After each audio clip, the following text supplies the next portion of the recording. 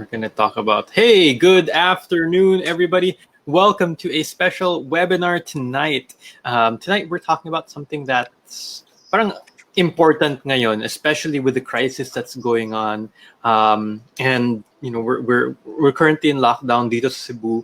We're still in ECQ, like around the Philippines. And we have GCQ, MGCQ, MECQ, ano ba yan?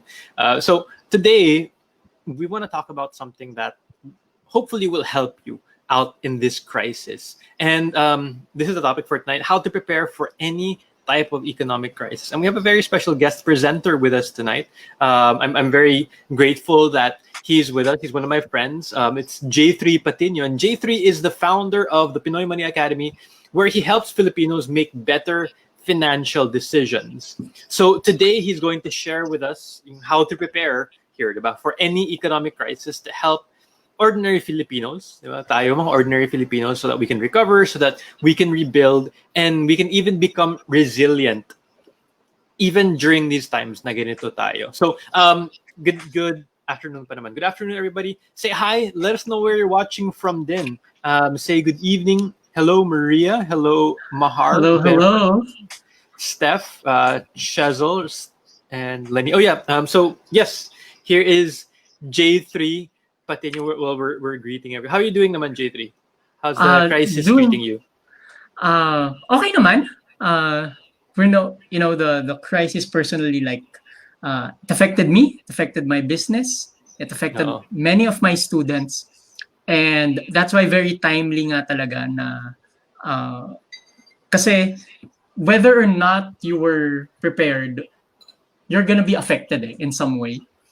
And what's important right now is like people learn how to rebuild and recover. Exactly. Kayo guys, mga audience natin, are you guys affected? Or how are you affected sa economic crisis? Are you affected? Baka hindi kayo affected, diba? Baka may iba rin yun na have more business. Ako din, I'm affected. Like my I have rental property, mga business, which is very much affected. So, well, nothing we can do. But hopefully, well, with what I'm going to be listening tonight, and I'll be moderating the comments, and hopefully with what J3 teaches all of us, and we can better prepare and better, like, we're already in the crisis now, so we can better handle it. Just gonna greet our audience. Vivian, hello from Davao. Zion, hello, nice to have you again. Says JR, hello. Rick, Zedric, Hello. Christmas. Hello. Zion said, walang Christmas party. Malamang wala tayong Christmas party this year sa bootcamp. Mahirap. It's too hard to tell. Jenilyn, hello. Lenny is very affected. JR is affected.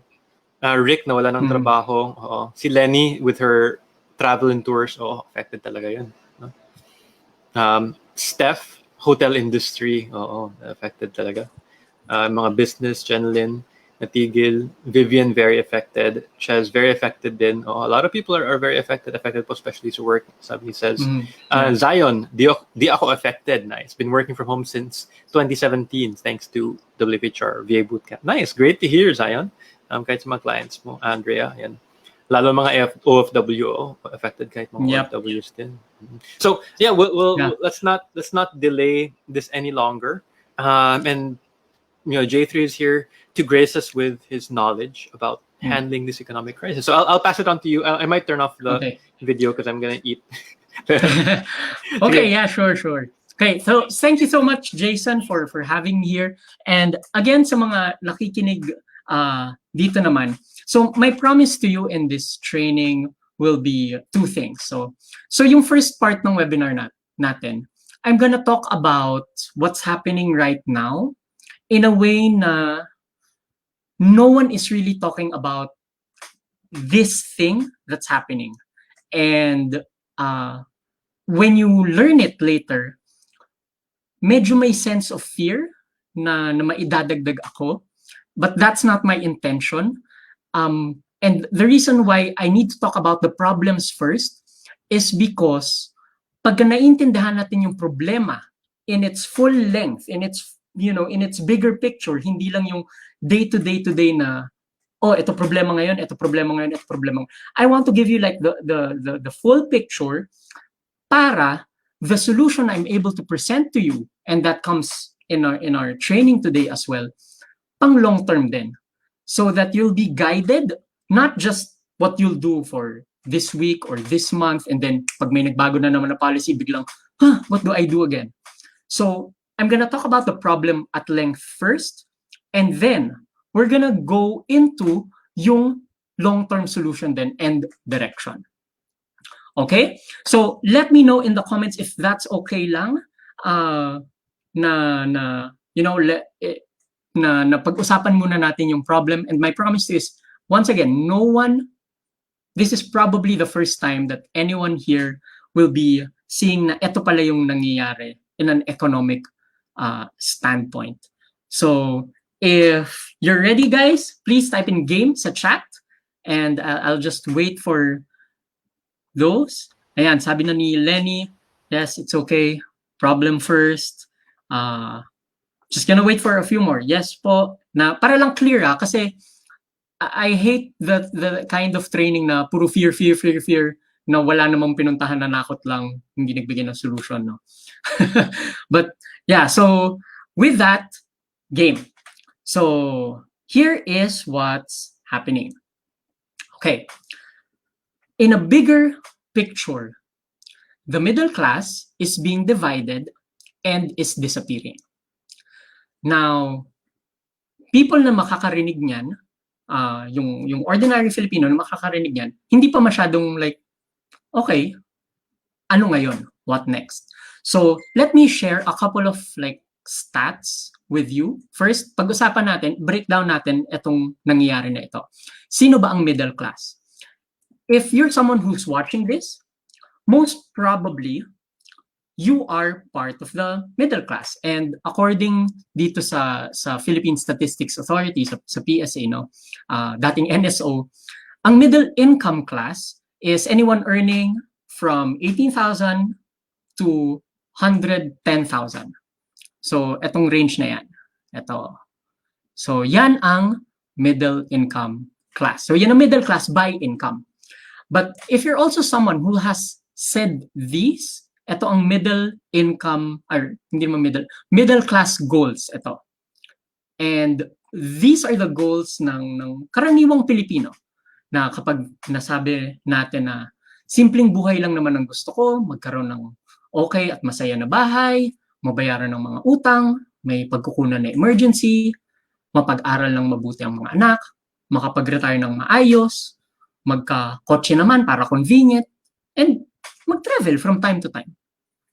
So, if you're someone na can relate to this, then ito ngayon ang middle class. And ito ang dreams ng middle class. And what I'm sharing now is that these dreams are also in danger. Okay? Not just in an individual sense, but like in a wide sense. And ito kasi ang parang naging trend ng Pilipinas for the past 20 years. So, maniwala man o hindi, the Philippines has been on a roll the past 20 years. Like, ang ganda ng economy ng Pilipinas. We are improving. So, take a look at this chart first, no? Dito sa, ito, kung nasa yung mouse ko, no? 1991, if you look at that number there, I got this from PSA again, and yung mga studies from the government, no? 1991, 70% of our population was poor. So, medyo mind-blowing siyang isipin, especially from those na nasa like Metro Manila or Cebu or urban cities. But 70% of our population was poor. And ang middle class natin was etong pula lang. Now, a few years later, so 2006, if you notice, lumalaki yung red. Now, nasa, anong number yan? 39 ba yan? 39%. So, yung middle class is lumalaki na. And kapag sa isang bansa, ang middle class ay lumalaki at dumadami, diyan nangyayari yung, ito na yung papunta ka na sa first world, ito na yung transition period. And this is what was supposed to be happening, na 2015, umakyat ulit. So, an article from the IMF, ito ang highlight nila. Strong performance. The Philippines economy has performed strongly over the years, illustrated by rapid growth and lower unemployment rate. So, in all factors, like 2005, GDP growth tumataas. Yung inflation natin, well under control, and that's good. Unemployment rate, bumababa since 2005 all the way to 2017. Public debt, bumababa rin. Yung utang ng bansa natin, bumababa. So, the Philippines, on a roll siya. And ito na yun. Ito na yung like, yung ginhawa na hinahanap ng maraming tao. Yung tumaas ang standards of living ng majority of the population, nandun tayo. And that comes with the middle class growing. Then, ito na yung alam natin nangyari. COVID hit. And all of a sudden, yung mga articles na lumalabas ay ito na. So from the unemployment rate being at a decreasing pace, biglang spike ngayon to 17%. Ang bansa natin ay wala ng pera. The government has been borrowing money. So humiram sila ng 100 million noong April, and then etong May, $500 million to help mitigate the impact. Now, ang question dyan, sino ang magbabayad ng utang na yan? Please take a guess in the chat. I wanna see what people think. Pagka ang government natin ay yung utang ng marami, sino ang magbabayad?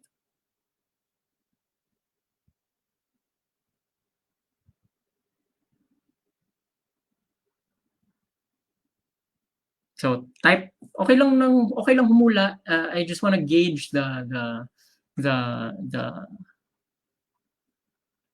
feelings or the thoughts, the ideas here. Yan, sabi ni Lenny, we netizens, okay? Others? Filipino people, okay? Sabi ni Vivian, middle income, tayo, and tax po, sabi ni Steph, Filipino people, okay. Yeah. So, tama yan eh. Taxpayers. And ang question ngayon is, sino ba ang biggest taxpayers? Ang middle class. The rich have their corporations, and you know, with the tax laws, ang corporations naman ay they have ways to mitigate tax. Ang middle income class, yung middle class, sila ang biggest spenders pagdating sa VAT, biggest taxpayers kasi most are employed. And that's why you can see yung mga initiatives ng government. You can see how the government is reacting.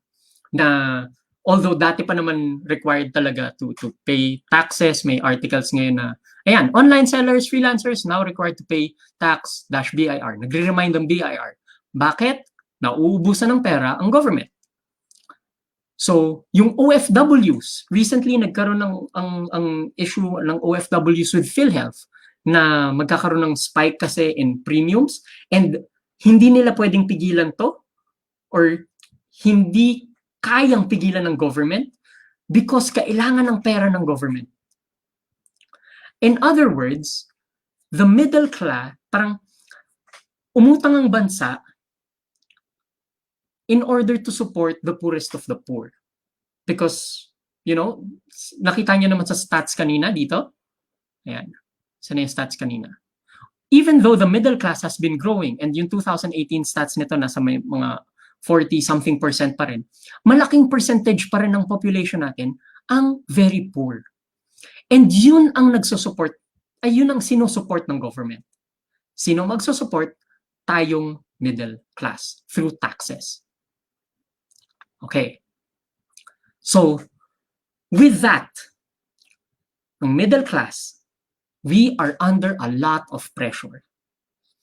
And number one, tayong nakatanggap ng initial effects of COVID and the lockdowns globally na nawawalan ng work, nawawalan ng clients, or you know, the business is okay but nawalan ng yung renter mo, nawalan din ng work, so hindi ka makakollect ng rent. So overall, yan yung unang hit. The second hit comes from yung mga kumikita pa na middle class, yung mga not so affected, itatax pa sila ng government. Kasi, again, kailangan ma-serve yung poorest of the poor. Now, the third pressure is yet to come. This is something that we're in the middle of. And ito yung ripple effect from the dying industries. Ang ibig sabihin lang yan is, kunwari, may industry na naapektuhan ng, yung kunwari, travel and tours. Naapektuhan sila, di ba? And lahat ng nasa travel industry, nag-close. The ripple effect is, lahat ng dating customers o lahat ng dating suppliers ng travel and tours industry, apektado rin. And they will be in danger of closing down. And kapag nag-topple down yon, kung sino ulit yung next customer nila, they are in danger of closing down. So it's very possible that, okay, we're unaffected now, but because of the ripple effect happening now, and that will happen a month from now, 2 months from now, 3 months from now, and so on, maapektuhan pa rin. Okay? So, ito yung pressures, ito yung tatlong pressures na pinaka nag-i-endanger ng middle class. And I know this is like, may feeling na baka detached yung pag-explain ko dito. But like, personally, this is something that affects me. Kasi ito yung pangarap na gusto mong umunlad yung Pilipinas, tapos biglang wala. Kasi kapag mawala ang middle class, it's like, aatras yung buong economy talaga.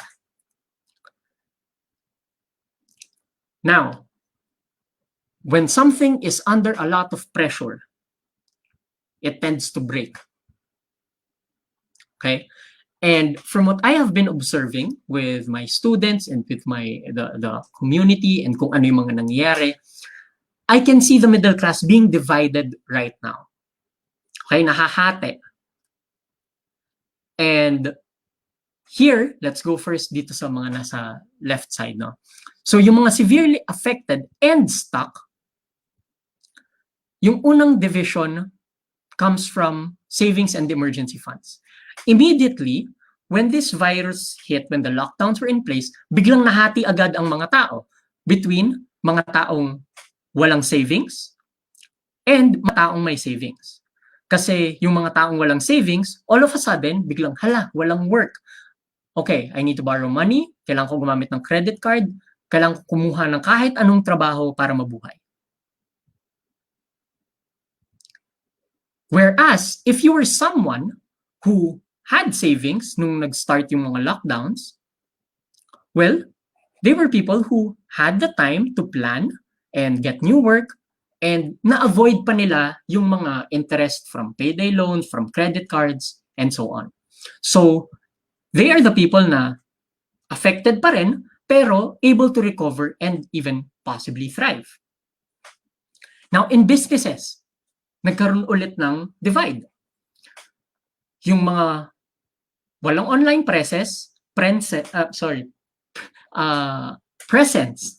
yung walang online presence, immediately nag-stop yung cash flow nila. Wala na silang makulit. So, the business has been forced to close down.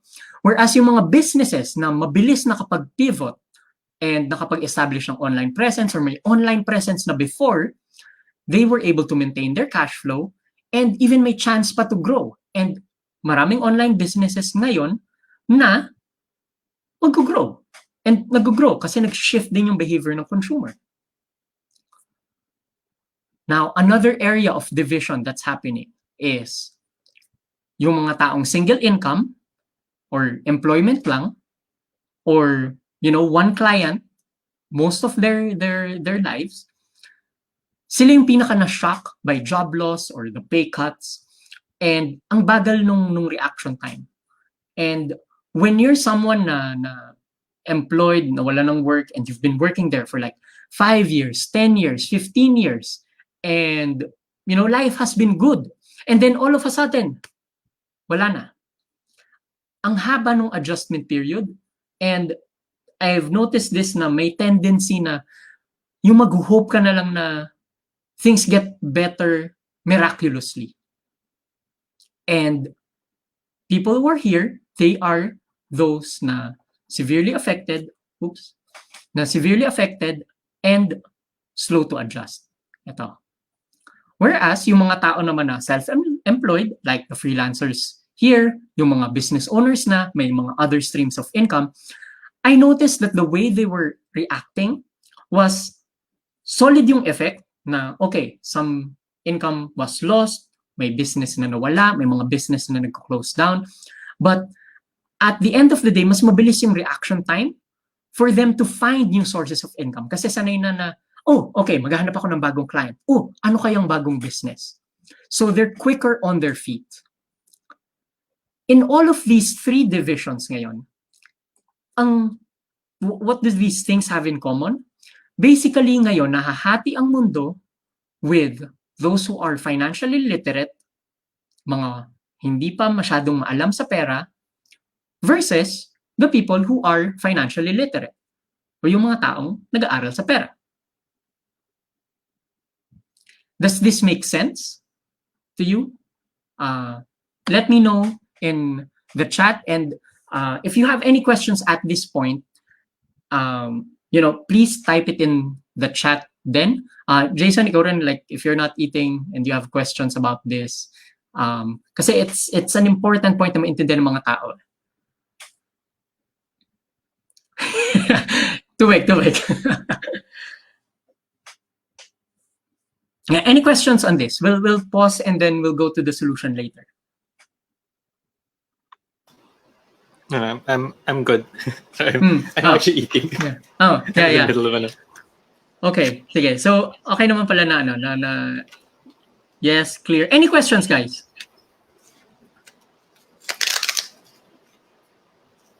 Sige, sorry, ginulo ko yung kain mo. I just thought na baka na may some sort of friction or like. No, it's you explained it very clearly. I like the way you explained it. Okay. And that's why, yeah. There's a question. You see the question? Ayan. Yeah. So, Beth is asking here, so paano po maging financially literate? And that's the next part of our training.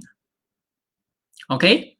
Yung next part natin is, okay, now that it's clear na nahati ang mundo into two, financially literate and hindi financially literate, let's talk about how do you become financially literate. Kasi yan talaga yung, like, that's the number one thing that anyone can do in order to recover and rebuild and have resiliency during this time. So, let me first define, ano ba ang financial literacy? Financial literacy is the ability, abilidad to solve financial problems. It's as simple as that. Kulang sa income, okay, let's solve that problem. That's financial literacy. Kailangan mag-ipon, worried sa future, okay, that's an economic problem. Sagot, financial literacy. Pagod na magtrabaho, gusto na mag-retire, ayaw na ng work, okay, again, that's an economic problem, and we solve that through financial literacy. Nag-aaway ang mag-asawa dahil sa pera, again, that's a financial problem na connected na sa relationships, but again, that is financial literacy. Okay? So, what I want to share with you right now are the 5 stages ng anyone goes through to reach financial freedom and abundance. And ang magiging pinaka-topic natin today, kasi may 5 stages yan, the first stage is income growth. Doon nagsisimula lahat. Getting income. So, if anyone here is lacking income, that's the number one thing we focus on. It's not the budget, it's not investments, it's not I want passive income. It's just gaining income. Now, yung second stage, ito naman, guarantee surplus. Dito na pumapasok ang savings and budgeting, such that kapag may income ka na, okay, ano yung sistema natin para mag-guarantee may savings tayo. Even if income is ganyan, paano yung way na may iipon? And I'm gonna talk about that later as well. Now, the third thing that we do is we protect downside. Ang ibig sabihin ng downside, another word for that is risk. Yung mga things na unexpected na pangyayari, we protect against those. So dito na pumapasok yung emergency fund or savings and insurances, healthcare, and so on. Again, we'll dive deeper into this. Yung fourth stage, ito na yung stage of financial freedom na you're building passive income. You're automating your income. You're automating your freelance business. You're building your team para kahit wala ka, you're able to earn. Dito na rin pumapasok like real estate rentals and so on. And then last is stage 5, when you've taken care of yourself, you can stand on your own, you can expand yung mga taong natutulungan mo naman ngayon. Dito na pumapasok yung mga advocacies, championing a cause, or just helping out the people that are in your community. So yan yung 5 stages. And ang magiging focus natin today will be this one. Kasi yan ang financial resiliency, yung first 3 stages. When you have the first 3 stages, you are financially resilient. And that means being able to grow your income. So get income if you don't have yet, but being able to grow that income, guarantee savings, guarantee the surplus, and protect your downside. Para whatever happens, okay, you can rebuild and you can recover. Okay? Now, let's go into the first stage. So, number 1, grow income. And I really like speaking with in the freelancing community.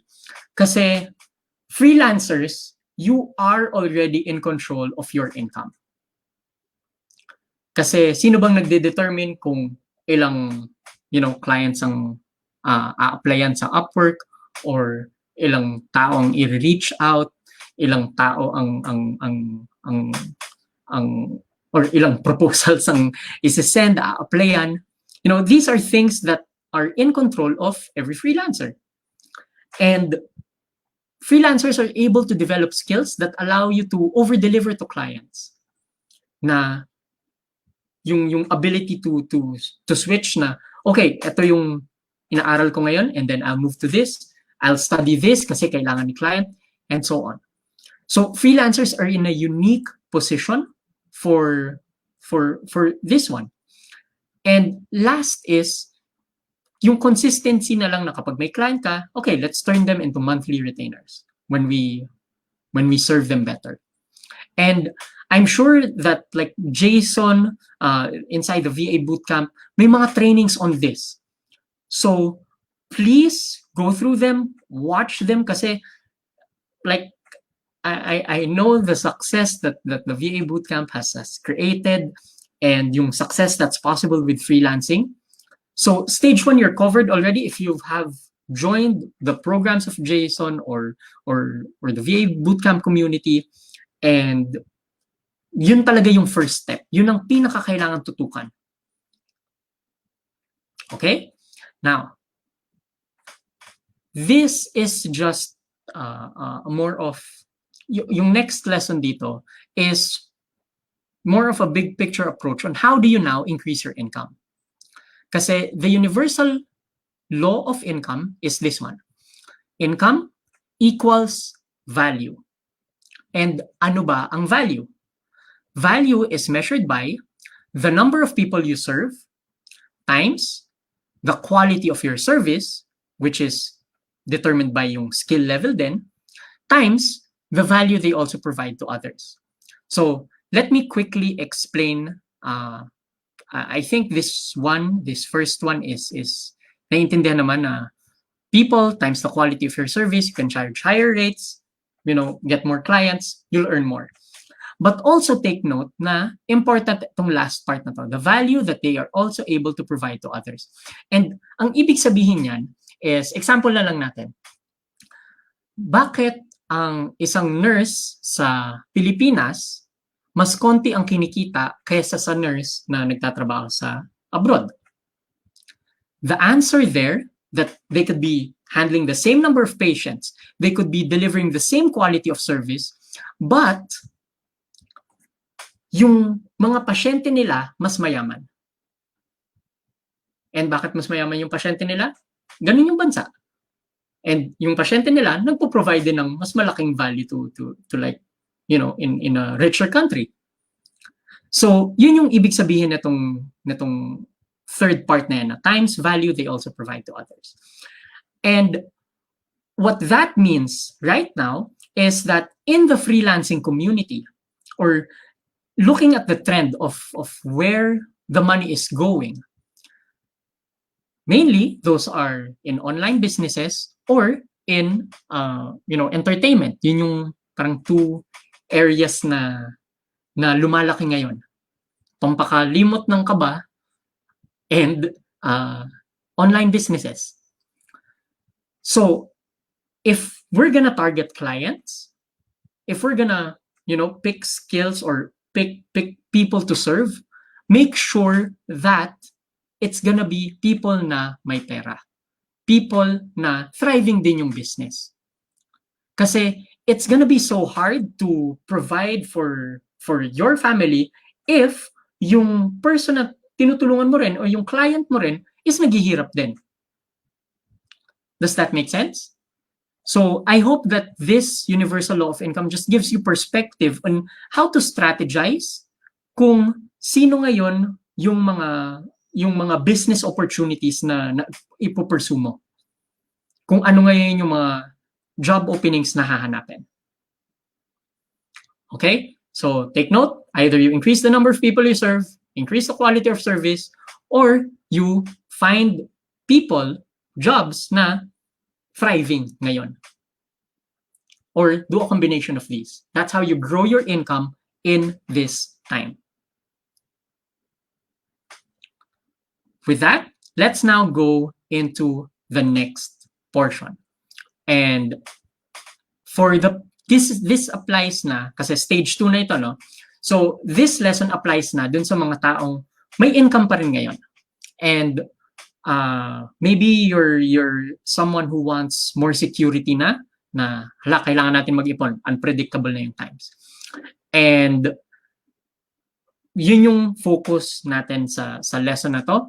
If you're someone na wala pang income or natanggalan ng income, please focus on stage 1 first. Grow income muna. Ignore muna yung savings, budget, and so on. Okay? So let's go here on guaranteeing surplus. And what I want to share here is about flexible and balanced budgets. Kasi many people who teach financial literacy, ang approach nila medyo old school pa. So meron ba dito nakarinig na nung needs versus wants? Na, just focus on your needs. And then, wag na muna yung wants, wag na muna yung kape, wag na muna yung milk tea, wag na muna yung bagong phone, and so on and so on. But I've seen that, and it doesn't work anymore, especially today, kasi it's out of balance. Ang nangyayari is nadideprive yung tao, and then all of a sudden biglang spending spree, and then ang lungkot-lungkot ko na, kaya okay, sige, gagastos ako. Tapos after gumastos, biglang ay, dapat hindi ko na lang binili yun.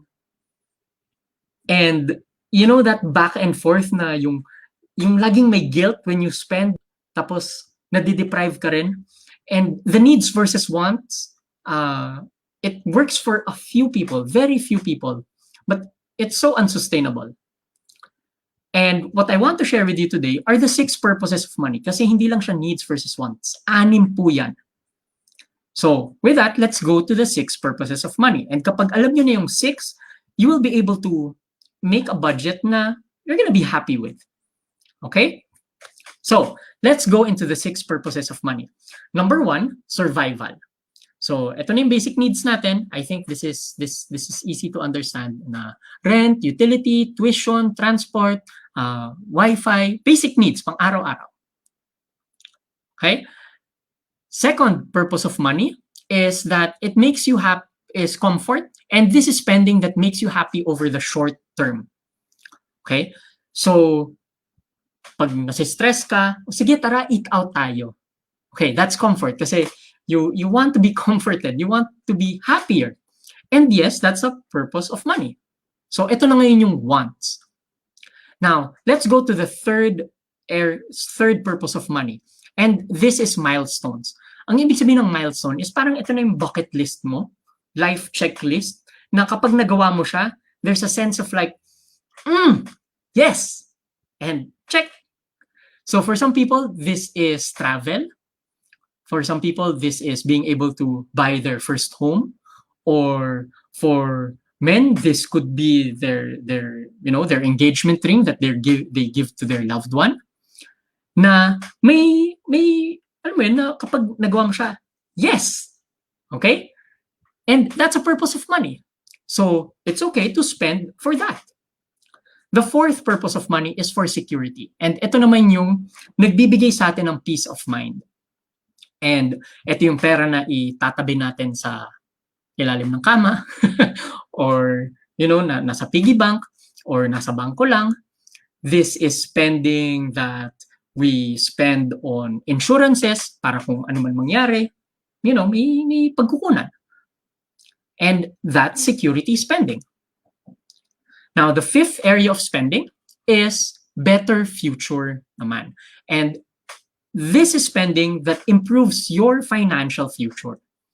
And dito na pumapasok yung pangbili ng online courses and books or pang-attend ng mga training. Dito na rin pumapasok yung investments.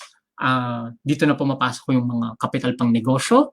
Kasi we spend on those things para yung pinaka-intention niyan is, giginhawa ang buhay ko dito in the future. Mas magiging mabuti ang buhay ko dito in the future. And that's the fifth. So, yung sixth is for abundance. And that's mainly for helping others. Na the purpose of money na is hindi na para sa'yo, but just like to help others. Now, in learning these 6 purposes of money, ang nangyayari with many people is that if anyone focuses too much on just one or may makalimutan, halimbawa. So, to the people listening here, I'm interested to know, meron ba dito sa 6 na if you look back to your past 3 months of spending or like past year, sabaan natin yung time period. Meron ba ditong area na nakaligtaan? Ano yung area na yon? And chances are, that is something na baka na-deprive ka na, kaya kailangan dagdagan siguro on that area. And there's also an area na possible puro nandun lang lahat. And this, when you now look at your spending according to these 6, yan yung tinatawag natin na balanced budget. This is how you make a budget na happy ka. Kasi alam mong well-rounded siya. Holistic siya. And hindi siya parang diet na, tipid. Okay? So, sabi dito ni Andrea, yan, milestones and better future. Lenny sharing na, that's my goal. Do you mean yung abundance, Lenny? So, yan ang ating, yan ang 6 that we pay attention to. Okay? Now, let's go into, wait, before we leave this topic, this is also the way that you can speak with para sa mga kasal na dito or meron long-time partners. This is also the way that you speak with your partners. Ask them, pakita nyo to sa kanya, and then ask them na, meron ba tayo ditong parang nakakalimutan? And based on that, begin a conversation from there para align kayo sa budget.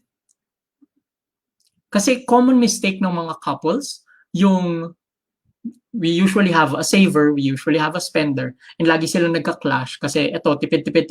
Ito naman, ang sinasabi ay, but let's enjoy life. Parang ano bang gagawin natin sa pera? And so laging may clash, but here, when you have this budget, it's the holistic approach. Okay? So na-share dito ni J.R. Anthony na, milestones and deprived pala sa comfort. So now that you know that, okay, let's adjust a bit para happy ka with your budget. And when you are happy with your budget, you can remain more consistent with it. Okay?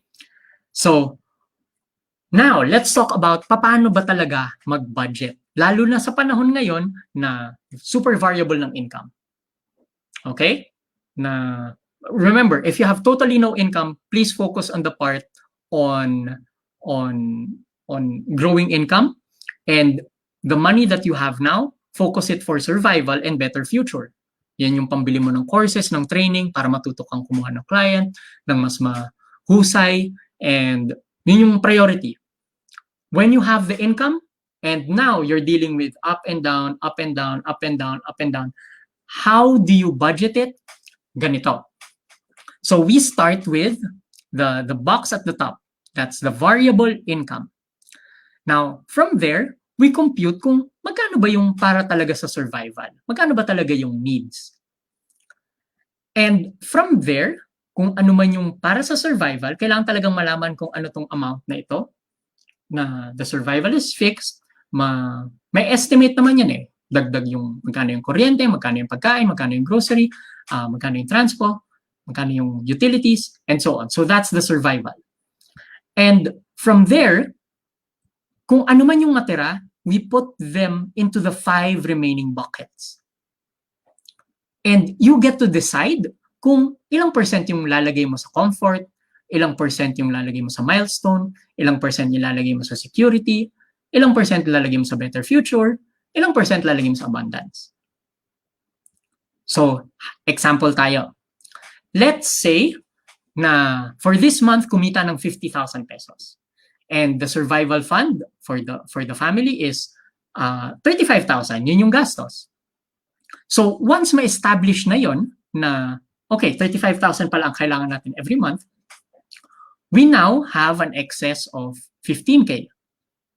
Yung 15K na yan yung hahatiin into these 5 different buckets. And again, kayo po ang bahala mag-determine ng percentages dito. If you want to make it 20, 20, 20, 20, 20, that's okay. If you want to make it like this na 30, 15, 15, 20, 20, that's okay. Kung gusto nyong may zero dyan, I don't suggest any zeros. But ultimately, ang importante is naiintindihan na may 5 buckets. So in this example, with the excess of 15K, so 30%, kunwari, okay, 4-5. Sige, yan ang pang-celebrate natin. And then, milestone. Let's say you have a goal na makabili na ng bahay. Sige, i-save natin yan para doon. Yung other 2 to 50 na 15% nung natira, sige, lagay natin yan sa emergency fund. And then, may natira ulit. Sige, 1,000 pang libro, 2,000 pang investment natin sa stocks. Kunwari lang. And then, yung excess, i-donate natin. So, this is an example of this is a variable budget. Any questions here? Let me know sa chat kung may questions ba about this system. Now, let's move on into, in the meantime, kunwari naman, let's say na, uy, it's a good month. Nagkaroon tayo ng extra client, nagbigay ng bonus. And let's say, the income went up from 50,000, biglang naging 75K this month. So, we fix the survival. Okay, 35K. Ang matitira sa atin is 40K. So, yung 40K, yan yung hahatiin ngayon into the percentages. So, instead of 6K lang previously, ay 4-5 lang previously for comfort, ngayon, 12K na ang meron to celebrate. And what that does to you psychologically is na-hardwire din sa utak natin na, oh, okay, I need to, parang exciting kumita ng mas malaki because lahat ng needs ngayon natin, lahat ng areas of money, nahihit na, uy, mas marami tayong natutulungan. Uy, mas marami akong na-invest. Uy, mas lumaki yung nadagdag ko sa emergency fund. And mas malaki yung nadagdag sa bahay. And may pang-celebrate pa rin tayo. Hindi lahat para sa future lang. Okay? Now, if a troublesome month comes, let's say, dumating yung buwan, may natanggal na client, income is just 25,000. What happens? So, if that's the month, then 35K, yung fixed, di ba? So, kulang tayo ng 10. Saan manggagaling yung 10 na yan? So, manggaling yan dito sa security na ibabawas natin siya from the emergency fund.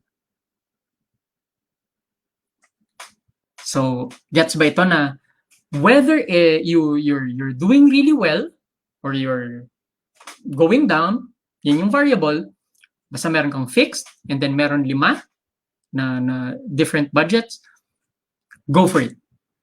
And you can now adjust from month to month to month. And this is the way how you can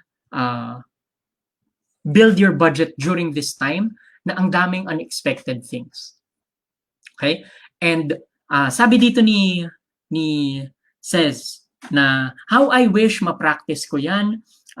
Mahar, sabi niya dito, me too. So guys, actually gets naman yung concept, di ba? The first step to do this is know your survival muna. Okay? Or show your partner sa budgeting, so sa asawa, sa spouse, sa girlfriend, sa boyfriend, na ito yung 6 purposes of money. May inattendan akong na training and natutunan ko, ito pala yung 6 purposes of money. Anong tingin mo dito? You know, ask them, para sa'yo, ano ang comfort spending mo? Para sa'yo, ano yung milestone na importante sa'yo? Pagdating sa security, ano yung importante sa'yo? And talk about them. And dyan mag-bring up yung mga goals eh. And when you have them on board, the first thing you do as a couple together is find out, sige, magkano ba yung survival natin? And you establish that baseline. And anything after that, yan na yung i-split. Okay? So, tanong dito ni Mahar, pag may utang, part po ba yon ng survival? Yes. So, kapag fixed yung kailangan ibayad sa utang, part yon ng idadagdag sa fixed, sa survival. But, if you're doing advanced payments, pasok yan dun sa better future. Kasi, pagka sa utang, by the way, great question to, Mahara. Pagkadating kasi sa utang, it's a hidden expense, yung interest, na the longer time may utang, mas malaki yung interest, and saan pa pumupunta yung interest? Wala. Di ba? Parang, it's lost value sa pera. So, by paying off your loans, that's actually a better future spend na in advance. So, yung baseline, kunwari, may payment plan na 1,000 pesos per month. Then, okay, 1,000, pasok yan sa survival.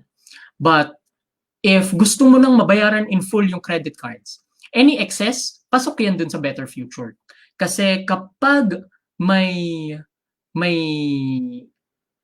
what do you call this? Kapag may extra ka ngayon and mabayaran mo ngayon yung utang, then wala ka nang aatubilihin na 1,000. Okay? And I like the comment here na sabi ni Vivian na this is more realistic than income minus savings equals spending money. Yeah, yun talaga. Hindi ko alam kung ba't umuso yung income minus savings. It's kaya hindi umuusong financial literacy kasi hindi ganito tinuturo. Okay, so I'm gonna spend more time here and answer all of your questions habang nandito tayo sa topic na to. So ang tanong niya, paano naman po kung nag-focus sa emergency fund? So emergency fund, this is actually a security spend. Okay? And that's okay, ganun ka pa rin magbi-build up ng emergency fund. Know your baseline, And then, kapag yung excess, sige, pang-build mo yun ng emergency fund. And it's okay to focus on emergency fund. Like, kunwari, sabihin natin, let me cancel the screen share, no? Edit natin. Saan yan? Duplicate natin yung slide. Ay, sige. Okay lang pa-share ng screen pa rin. Ayan. So, let's edit this live, no? Sige, burahin ko na muna to. So, kunwari lang, sabi dito, tanong ni Jaya, paano kung nagfo-focus tayo sa emergency fund? Say, good. Okay. So, maybe ganito ang breakdownin mo. And 50% sa security, pang build talaga. And then, ayan. So, that is what it looks like kung nagfo-focus ka ngayon sa emergency fund.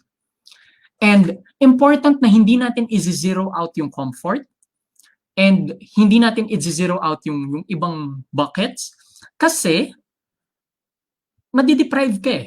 So, it may work for the first month and the second month. The third month, iba na yung pakiramdam mo. And then, all of a sudden, parang mapapabili ng impulse something and the person ends up saying, ay, kasi hindi ako masyadong disciplined eh. But no, it was actually just the wrong method.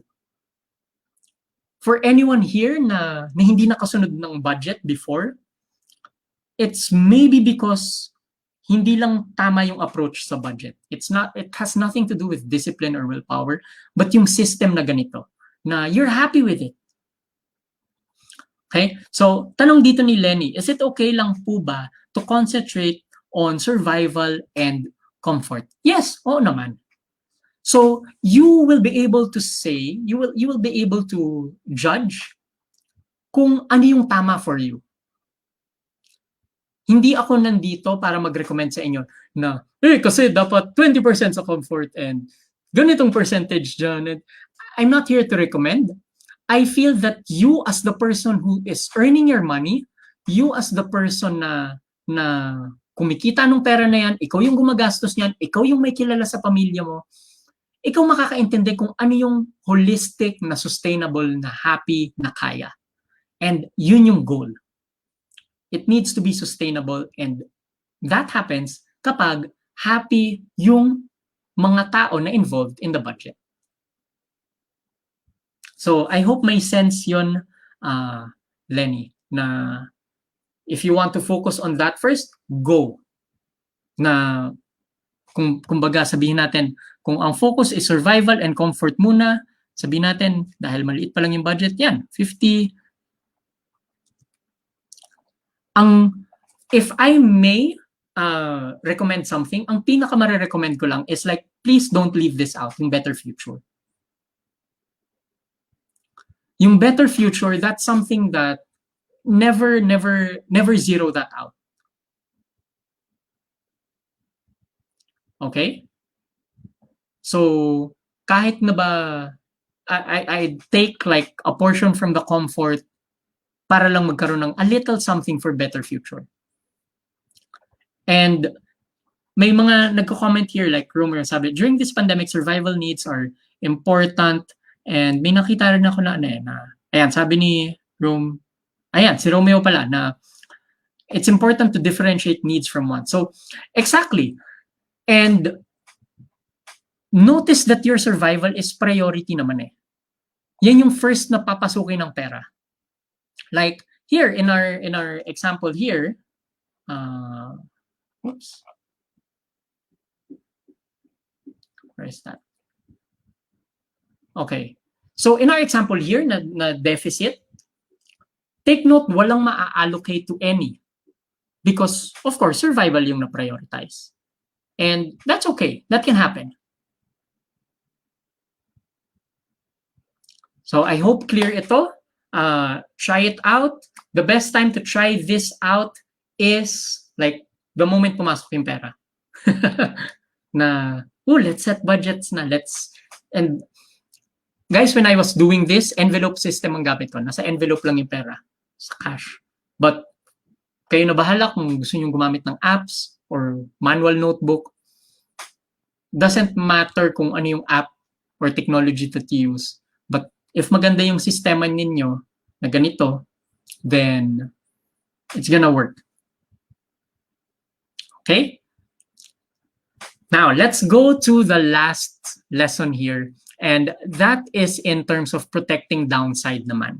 And I'm gonna focus mainly now on the financial risks of freelancers in order of increasing risk level. Okay? So, mabilis na lang ito, like kung ano yung risk and ano yung solution. So, first thing that we want to protect is yung income loss or delays from client payment, no clients or late client payments. Ang solution dyan is first, yung consistency ng paghahanap din ng work and pag-apply ng jobs. And then, that's the first layer of like battling this. Second layer is emergency fund. It helps a lot if you build up at least 3 months worth ng inyong survival expenses. Okay? 3 months, but you can set it as a goal na first na 1 month muna. As let's work on 2 months, let's work on 3 months. Okay? Now, next priority after nun will be HMOs na and health insurance. So, ito yung priority that I would recommend.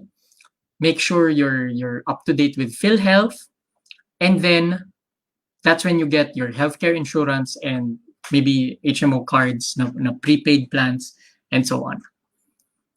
So yan yung second priority na pinagagastasan. The third area will be non-life insurance naman. So kung may kotse, may bahay, may motor, you can Google non-life insurers in the Philippines para ma-insure yung assets na yan. Kasi most people nakakalimutan ito eh. Hindi rin ito uso in general, but this is vital and para maiwasan yung biglang unnecessary expense. And then last na dito are the accidents, disability, critical illness, and loss of life na. And dito na pumapasok yung life insurance with accident and critical illness riders. And I'm sure mag-post lang kayo sa Facebook sa profile ninyo ng, "Hi, I'm looking for insurance." For sure, dudumugin na kayo ng financial advisor. So I won't get into that much details. But yan yung fourth na kukunan natin. So I want to stress the importance ngayon ng building up netong 4 na layers na ito. Kasi ito yung iba't ibang klaseng risks na magda-damage sa ating finances.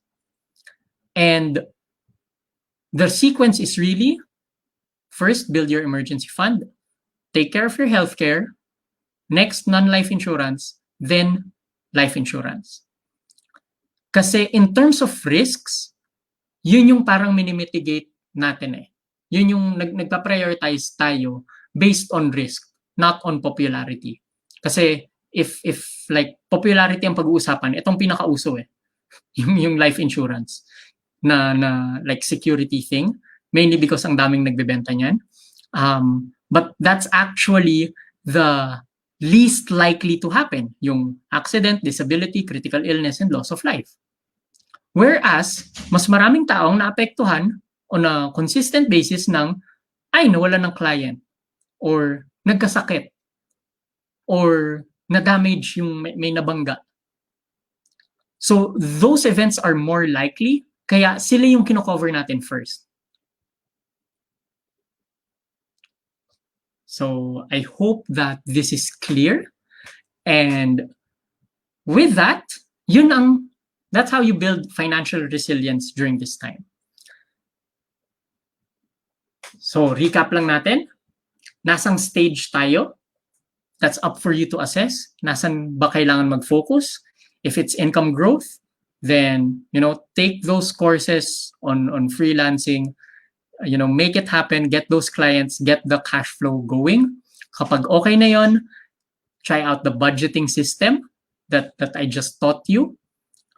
And then once that's going already, we protect the downside. So yung mga spending on security, eto pala, yan.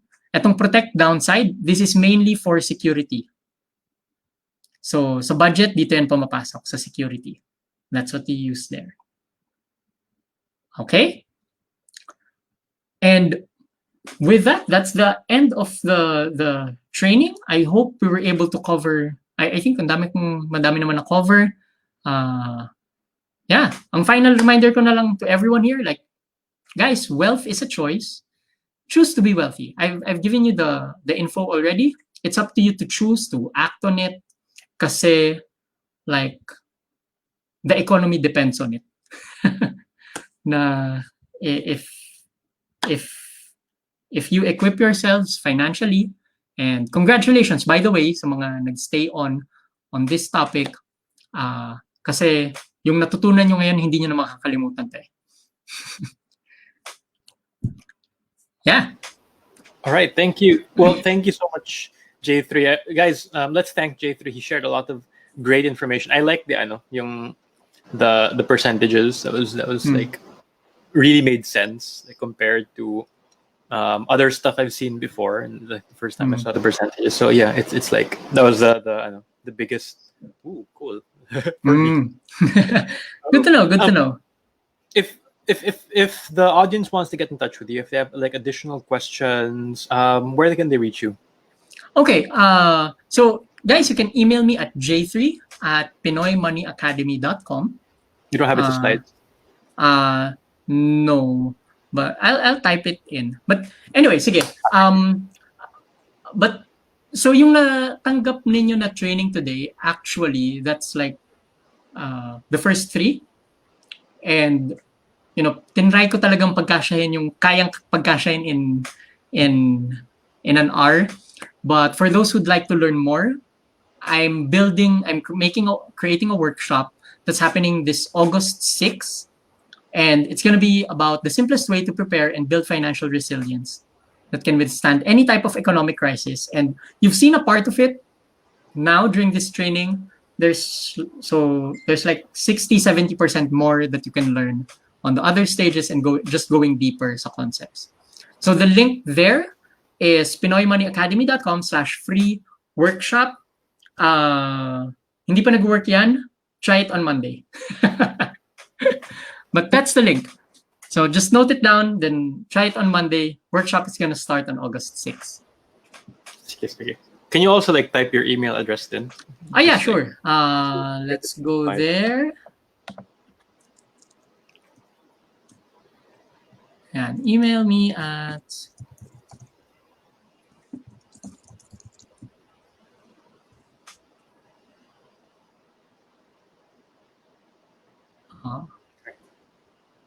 You bring it up.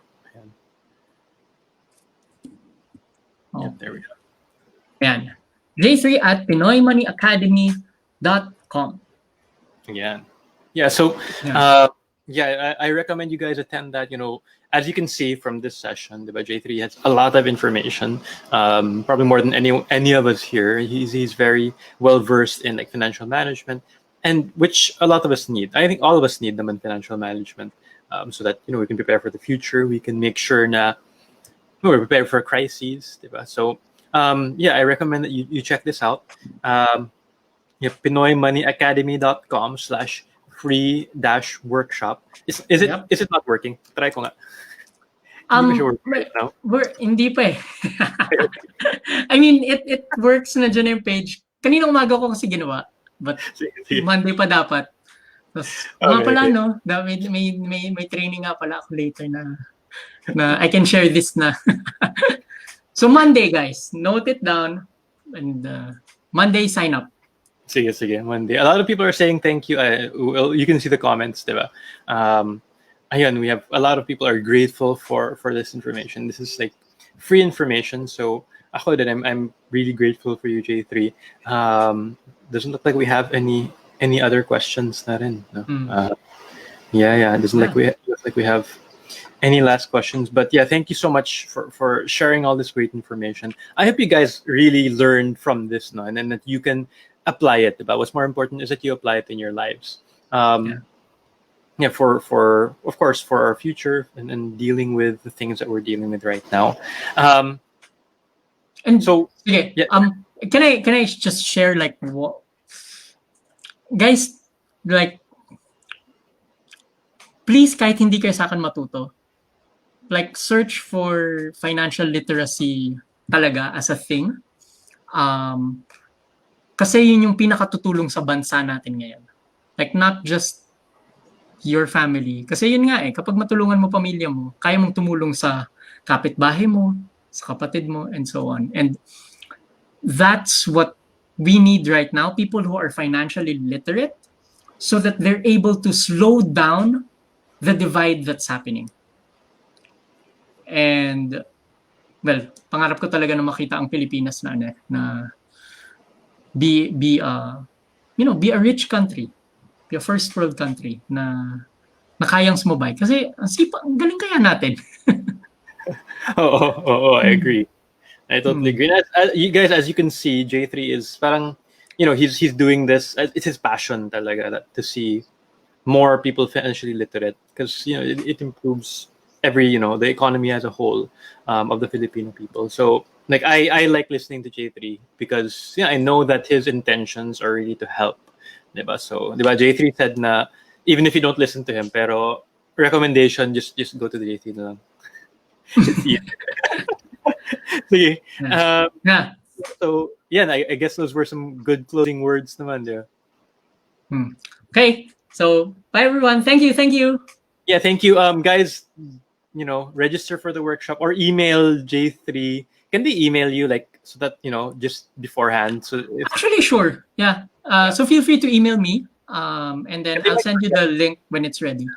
Yeah, if you think you're gonna forget, most of you guys are gonna forget. Actually, I know that.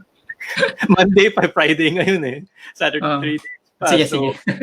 I recommend that you email J3, just telling him send me or register me for the workshop, para because most likely you're going to forget. Sige. Thanks guys. Thanks for staying on. A lot of you stayed on because it's a great topic, and thank you so much, Titi, for sharing all this. Thanks for having me here. Bye. Bye.